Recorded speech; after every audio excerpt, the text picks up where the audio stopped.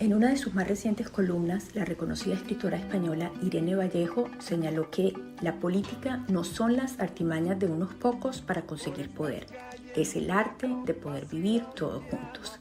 En esa misma columna, la escritora señala también que hoy muchos piensan que la política es una actividad lejana y ajena a los ciudadanos, con reglas propias, intereses poderosos en juego y luchas de ambiciones que la separan de la experiencia cotidiana de la gente. Esto último se alinea con la definición de Sayed y Bruce, según la cual la corrupción es el mal uso o el abuso del poder público para beneficio personal y privado. El 25 de febrero de 2025, Transparencia por Colombia, Capítulo Nacional de Transparencia Internacional, presentó los resultados del Índice de Percepción de la Corrupción 2024, en el cual Colombia obtuvo una calificación de 39 puntos sobre 100, un punto por debajo de lo obtenido en 2023, perdiendo 5 posiciones en el ranking global y ubicándose en la posición 92 entre 180 países evaluados. Juan Fernando Cristo, considerado como uno de los grandes componedores de la política de esta época en Colombia y quien recientemente pusiera a votar al Pacto Histórico y al Centro Democrático, dos agrupaciones políticas en oposición en el mismo sentido, asegura que lo logra escuchando y hablando mucho.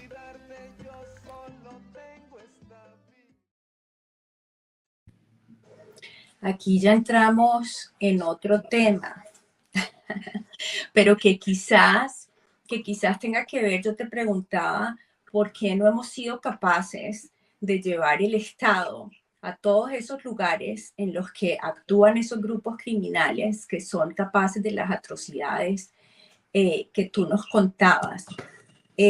No, yo, y aquí voy a decir algo que quizás en lo que pensé, en lo que he pensado a lo largo de este programa, en el hecho de que tú seas un liberal.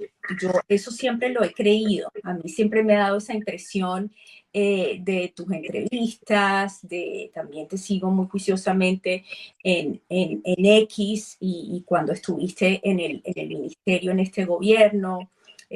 Tengo un amigo, yo soy de Cartagena, que, que, no sé, no sé si sean amigos, pero bueno, ustedes trabajan juntos, que es Jaime Hernández, y entonces bastante, sí. También por él, y lo conozco, y eso, y pues también por él tengo alguna impresión tuya, ¿no? Entonces siempre me ha parecido eso, que tú eres liberal, pero cuando uno es político, de uno dicen cosas buenas como esta que yo estoy diciendo y que yo pienso y en la que yo creo, pero también dicen otras cosas malas, no sé si lo sabías. Supongo. Supone, Como sí, dicen, pronto. si no, entonces no está haciendo uno nada en la vida pública. Sí, pero bueno, y que está muy relacionado con esto que quisimos poner sobre la mesa en este video, que es cómo funciona la política y la corrupción, que es una realidad en el país, cómo se negocian todos los temas que se tienen que negociar. Y decía yo, quizás por este tema de la corrupción, ¿no? De que no se hacen las cosas siempre pensando en el bienestar de la población, sino que a veces se piensa en unos intereses personales, por eso no se ha llegado a donde se tenía que llegar. No sé tú qué opinas de todo eso y cómo superarlo, porque parece ser una realidad. Yo creo, a ver, yo dividiría eso en dos partes. Y yo creo que uno no puede decir que la causa de no llegar a los territorios es solamente el tema de la corrupción en las regiones y con los recursos, pero no se puede analizar la ausencia de Estado en el territorio sin decir que también hay una responsabilidad de la corrupción. A mí me impresionó mucho en el debate del Sistema General de Participaciones. Mire, el tema de la autonomía territorial y el tema de derrotar el centralismo en Colombia tiene todo que ver con el futuro de la seguridad y de la paz en Colombia. Nosotros no hemos podido llevar al Estado en los territorios, no solamente por la corrupción, sino porque aquí hay un Estado centralista en exceso. Centralismo que nació allá en tu ciudad hace 139 años con la Constitución de Rafael Núñez, ¿no? Y que todavía hoy sigue en el chip de muchos colombianos, incluso en la provincia. La gente, tú vas a cualquier pueblo de Colombia y le echa la culpa de lo que le está pasando al presidente de la República, hoy a Petro, ayer a Duque, antier a Santos, a Uribe, al que sea, cuando resulta que son los dirigentes regionales, y es la mala elección que se hace muchas veces de gobernadores y alcaldes, los responsables de la solución del tema de la escuela pública, del tema del puesto de salud, del tema de la pavimentación de la vía, del tema del suministro del agua o del alcantarillado. Y aquí seguimos pensando que desde las oficinas de Planeación Nacional y el del Ministerio de Hacienda te van a solucionar los problemas. ¿Y por qué y por qué es tan importante lo que hicimos aprobar de la autonomía territorial y el fortalecimiento de los recursos, pero también de competencias para departamentos y municipios de Colombia? Porque ahí es donde viene el tema de la corrupción, Sara y Sandra. Porque entonces lo que nos acostumbramos fue a unos intermediarios entre el gobierno central y las regiones, que son los parlamentarios.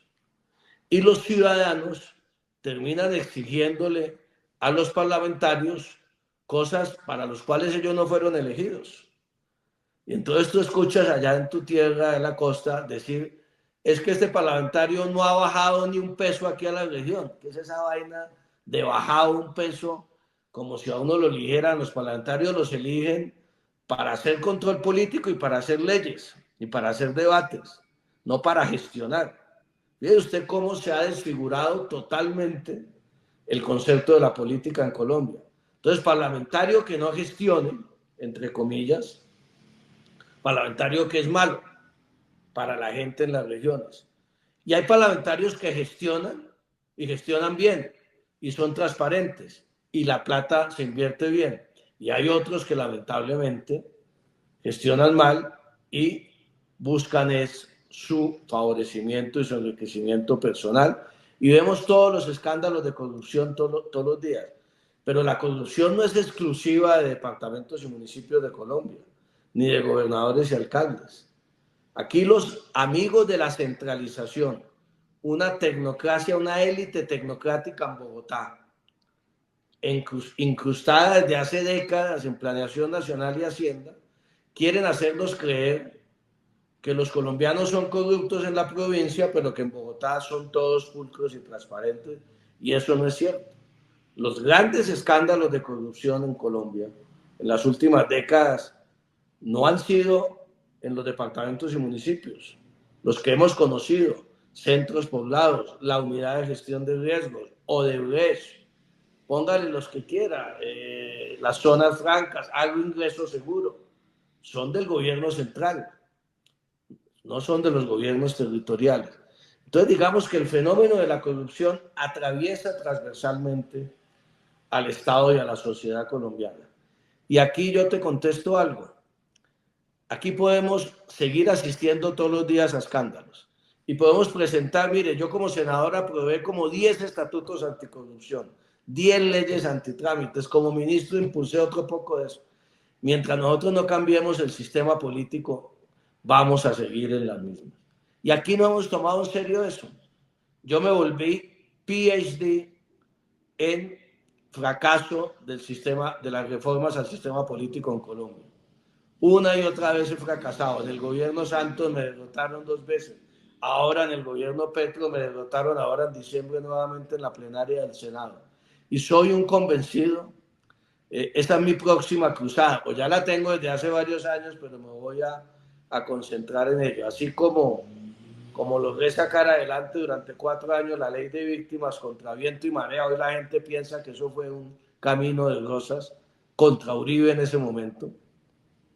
Y así como logramos sacar el SGP, incluso contra compañeros míos en el gobierno que no eran partidarios de avanzar en mayor autonomía territorial, yo creo que tenemos por encima de los partidos políticos quienes creemos en la buena política y en la sana política, tenemos que ser capaces de sacar adelante una reforma política, porque si no, todo se va a quedar en los discursos. Fíjense ustedes, Sara y Sandra, que los sectores de oposición que hace 4 años crucificaban a los miembros del gobierno Duque, que aparecían involucrados en escándalo de corrupción, hoy no hablan, están callados, y los del gobierno Duque hace 4 años, que hoy están en la oposición, cualquier cosa que hay de escándalo de corrupción lo magnifican. Aquí cada quien, dependiendo de quién es el involucrado, hace un escándalo o no. Y vamos a seguir en los escándalos mediáticos del momento sin la solución de fondo, que eso es muy colombiano, ¿no? Pasamos por encima de los problemas, nos fascina el escándalo del día, pero no tomamos decisiones para solucionarlos. Bueno, yo creo que el sistema político en Colombia, así como está, no está funcionando. Los ciudadanos no creen en la política.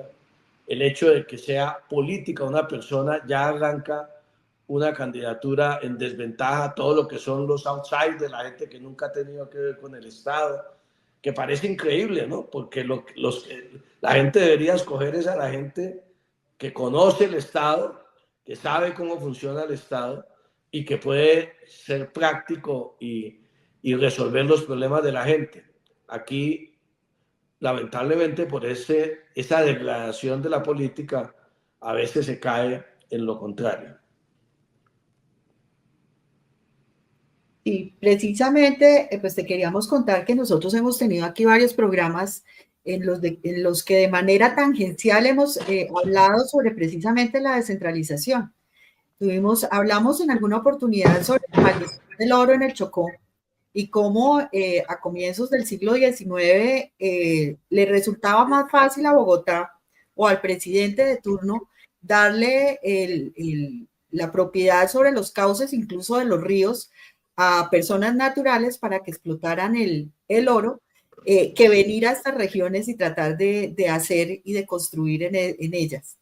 O como también hablamos con el secretario de Turismo del distrito y nos decía, pues es que todos los impuestos del turismo se van los maneja la nación.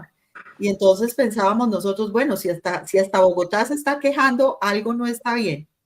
Entonces, pues para nosotros sí fue, y creo que en eso Sarita y yo compartimos la misma opinión, estamos muy contentos por la aprobación de este Sistema General de Participación. Creemos que es un muy importante gran primer paso, pero por ejemplo a mí particularmente me encanta el concepto de las regiones.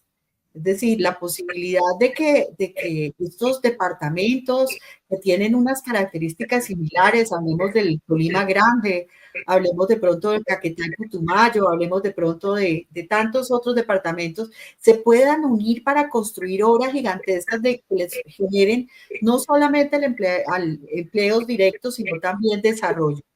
Entonces, pues bueno, los invito a que veamos este video que trata precisamente sobre esta cruzada de Juan Fernando Cristo y que continuemos conversando.